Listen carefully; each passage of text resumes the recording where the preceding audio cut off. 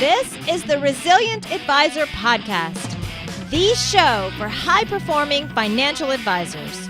We bring you the best practices of the industry's top performers so that you can build resilience in your business and your personal life.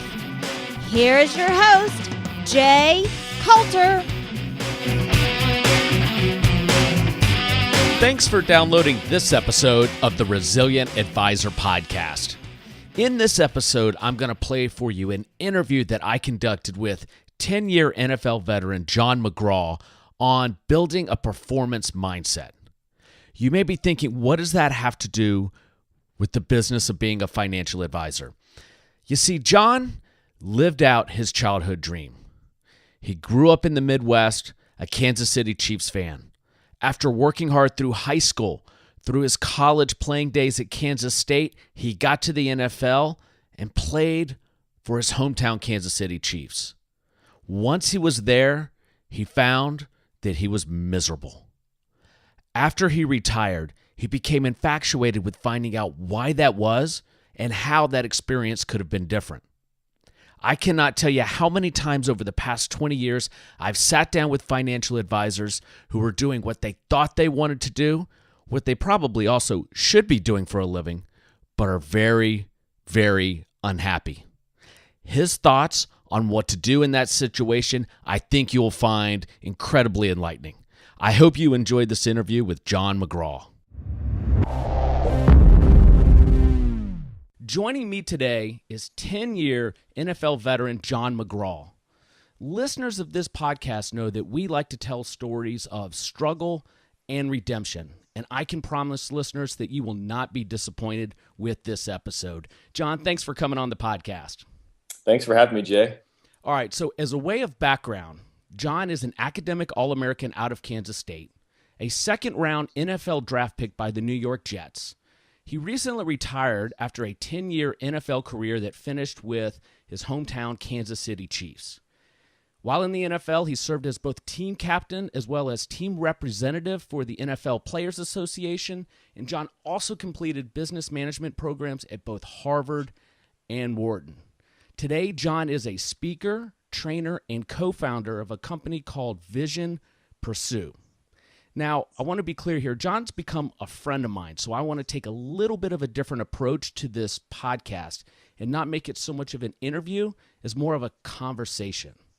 So, Jon, one day over coffee, you told me that you were living your childhood dream of playing in the NFL, and you could not have been more miserable.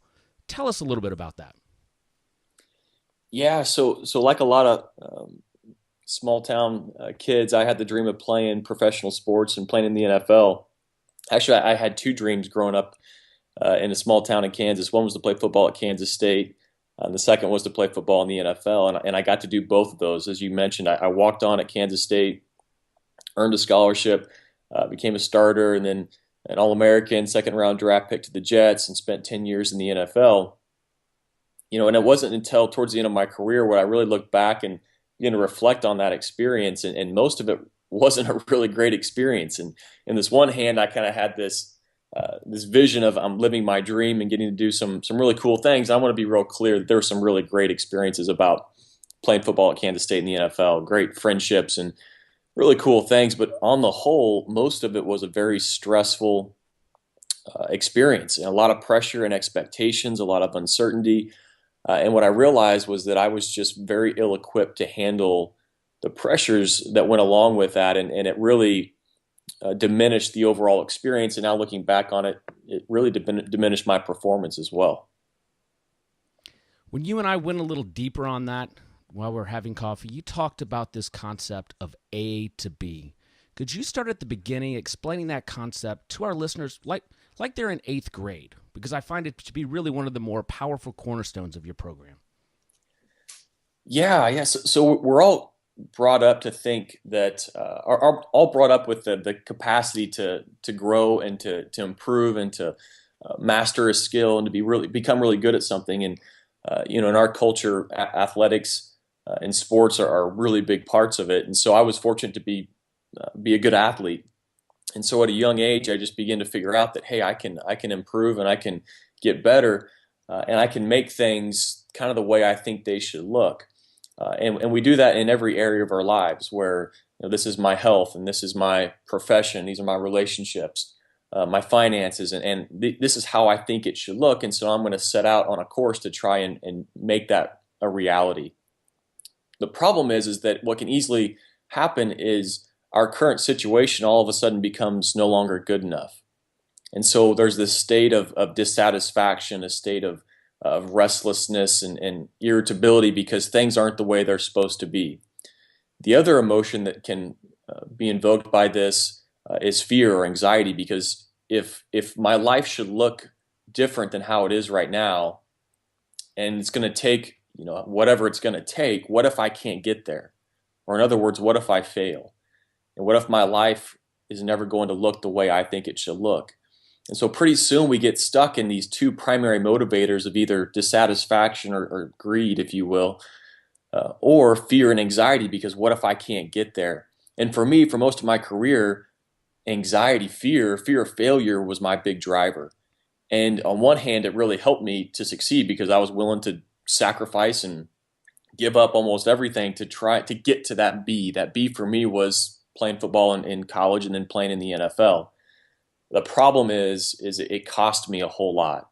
Not only did it cost me really getting to enjoy the experience of living my dream, but as I mentioned earlier, it really cost me performing at my very best, because there's a ceiling that comes with using those dissatisfaction and fear as your motivators. There's a glass ceiling that won't let you really achieve your fullest potential, and I kept hitting that ceiling, and I didn't have the awareness to really recognize it, but my obsession with getting to that next phase in life, getting to that next place, was really the core of a lot of my struggles getting to live my dream.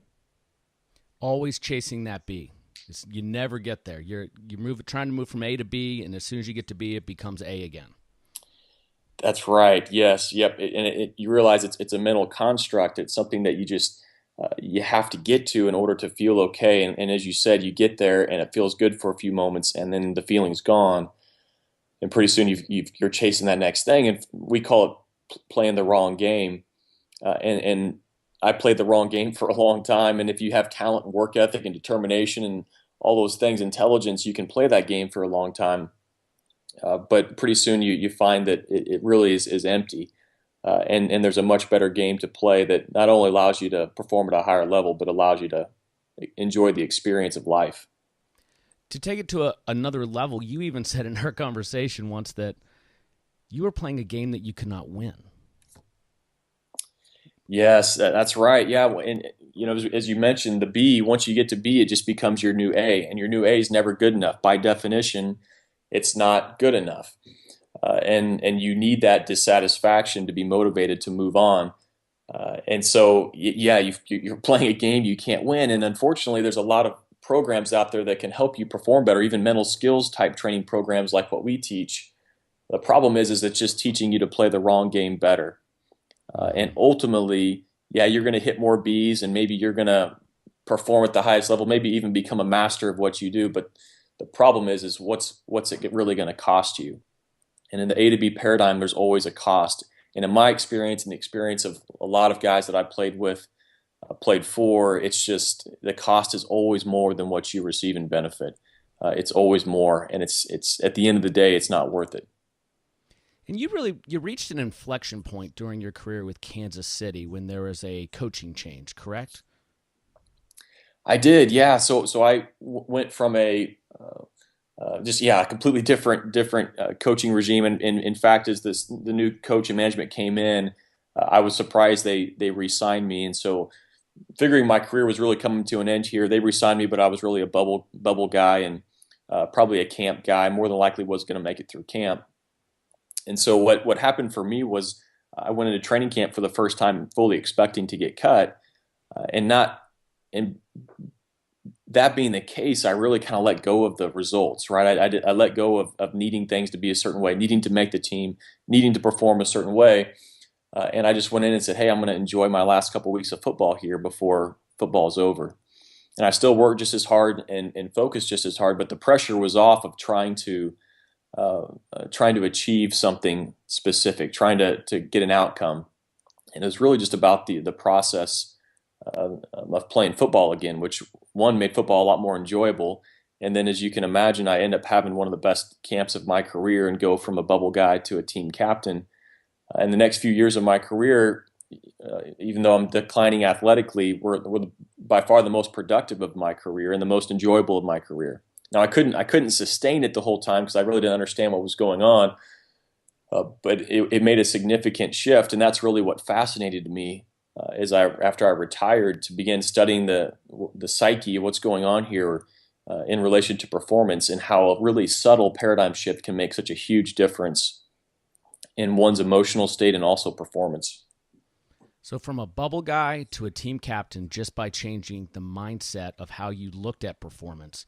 That's pretty powerful. I know, and we'll get into this part of the foundations of your program, but I want to talk a little bit about mindfulness. It's not often that you have NFL players talking about mindfulness. In fact, I saw you present to a Kansas City leadership organization. It's a video on YouTube. We'll have links in the show notes.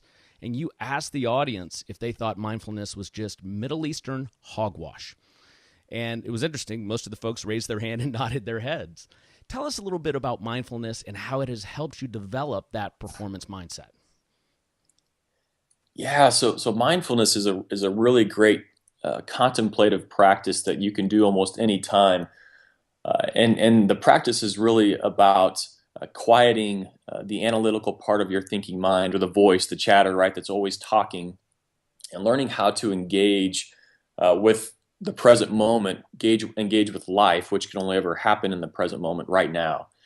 And we still need to have that voice, and we still need to be thinking about our life situation, right? I still need to be learning from my past and reflecting on that, and I still want to be projecting that and planning that into the future. That's a really important part of our intelligence. But unfortunately, that part of our intelligence is taken over, where we can no longer step out of that and actually engage with life and what's happening right now. All we can really engage with is a story, right? This narrative that's being told in our head, because this part of our brain only thinks in linear time. And so it can't step out of that story, at least not without some type of external stimulus to do it for them. It can't intentionally step out of it. And that's what I found myself in. I didn't realize that I really wasn't engaged with life. I was just engaged in the story that's being told. And the story being told was oftentimes distracting me from what was really happening, from reality. And so mindfulness is really about engaging with reality whenever you want to. And what you find is, in that moment, life is really, really good. Almost all the time, life is really good. And the story is what can get us all out of whack and create a lot of unnecessary emotional volatility for us. And it ultimately diminishes our life experience at the same time. So mindfulness is a fantastic practice. It's a part of our training program that we teach, and can't recommend it enough for people. Tell us a little bit about the training program. Yeah, so what we do is go in and do a half day or full day training. The training introduces principles. Some of them make sense. Some of them are counterintuitive based on the ways that most of us have been taught in Western psychology. And so we introduce the concepts, the theories.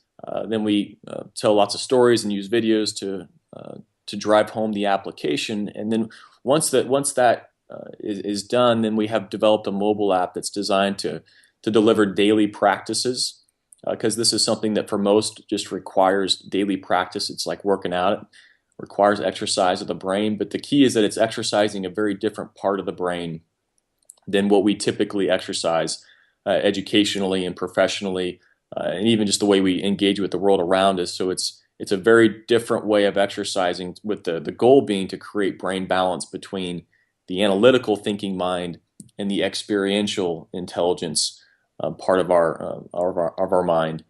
And what we find is that as that balance begins to happen, life experience improves. As life experience improves, meaning the way I'm experiencing life just feels better, I can perform better, I have more energy, I can connect and relate with people better. So the byproduct that a lot of us are looking for, it becomes very natural in that state. What types of organizations are gravitating towards this type of training? Yeah, many organizations, large corporations, are recognizing mental skills training and emotional intelligence as one of the leading indicators of success in their organizations. So large organizations like Northwestern Mutual, MetLife, big corporations, big banks, sports teams, individual sports have been on this path for a long time. Team sports are now starting to catch up with the individual sports, recognizing the impact this can have on their players, on their coaches, and on performance. And so the key, one of the problems that you get with mental skills training is that a lot of times the mental skills get weaponized. And so mindfulness, for example, can be weaponized. I can use this to get what I want. I can use this to get to more B's. And that will happen. Mindfulness and other mental skills will help you perform at a higher level, and they will help you get more B's. The problem is that will not impact your life experience, meaning the way you are experiencing the world will not improve. And ultimately, that's what we're all after. The only reason we do the things that we do is because we think it's going to make us feel a certain way. Even the most altruistic aspirations any of us can have, the reason we do that is because we think it's going to make us feel a certain way. Or we avoid certain things because we don't want to, right? We're running away from a feeling we don't want to have. And so that life experience is so critical. And that's the reason a lot of us are chasing all these B's, because we think that that's going to improve our life experience. And the exact opposite happens. The more B's we get, the more B's we want, the faster we run, the faster we chase, and the less enjoyable our life experience becomes. Well, I can tell our listeners that I have friends who have gone through this program, and they say that it's fundamentally changed the way that they look at performance, and their performance has improved. And most importantly, John, to what John just said, they're happier people in general, which I know you guys are in the process now of looking at ways to roll this out on a more retail level where individuals could get access. Do you have any color on that you could share at this point? Other than we are really excited to get this out, a consumer model out to as many people as we can. So the focus right now is getting the training videos online and onto the mobile app. So right now, the way it's built, the mobile app supports the training, but it really requires at least a half day of training in order for the mobile app to have a good experience with the mobile app. So we are working really hard to get that training on the mobile app, get it to its bare essentials, so that anyone can download the app, experience sort of these life-changing paradigms, and then begin to practice them on a daily basis. Okay. Well, so I want to wrap up here with a quote I found from you. So I'm a big believer in goal setting. Always have been. Personally, I have huge goals. I also find myself crushed under the stress of trying to achieve those goals. And one thing I've found from my conversations with John and his partner Russ over the past year is I really look at them through a different light. And this quote from you really sums it up. You said, "Let me be clear. The problem is not that we have dreams or goals. The problem is our minds make them primary. If you train your mind to derive its enjoyment and fulfillment from the process, then everything improves." John, I think that best sums up the offering that you guys have. What are your thoughts? Yeah, you said it really well. It's a totally different way of thinking, and the way that the analytical mind has been conditioned to think is an either or, right? So either my goals are everything, or goals are, I don't want to have any goals, right? It's all about right now. And what our training and what mental skills training, other mental skills training can help you do is go from this either or thinking to primary, secondary, where two things can exist at the same time. It's just you need to figure out which one's primary and secondary. So a great example of that, and you mentioned it, Jay, is fulfillment and ambition, or contentment and ambition. Most people will say, hey, I can't be content and ambitious at the same time. And we simply believe that's not true. What happens is ambition without contentment is dangerous ambition, because it's all about me. It's all about the ego. It's all about what I need to feel okay and to be more. And so I'm willing to do whatever it takes, even cut corners and manipulate and lie and steal and cheat in order for me to get what I want so I can be okay. It's all about me. But when I start from a place of fulfillment and contentment, now the ambition that naturally comes from that is more concerned with the collective, with the greater good, the whole. It's a we type of ambition. And now it's a really, really healthy form of ambition. And so healthy ambition and fulfillment are completely interdependent. What we would say is that fulfillment and contentment need to be primary. That starts with an internal state. It's not something the external world can give you. And once you're operating from that place, a foundation of fulfillment, now the ambition is good. It's a really good thing. And now I can go and do exactly what you're saying, Jay, which is have big goals, big aspirations to change the world, to make the world a better place. But now, as long as I keep it in that order, it's a really enjoyable experience because I'm building something. It's about the process. But as soon as that ambition, as soon as those goals, those aspirations become primary, where I need those to be okay, this is the way the world should look. And because it doesn't, I can't be at peace. That's when problems begin to arise. For more information about Vision Pursue, Jon and his team's offering, please visit visionpursue.com. Jon, I hope you come back on the podcast when you guys launch a consumer offering. I know there'll be interest in our community. We absolutely will. Thanks so much for having us, Jay.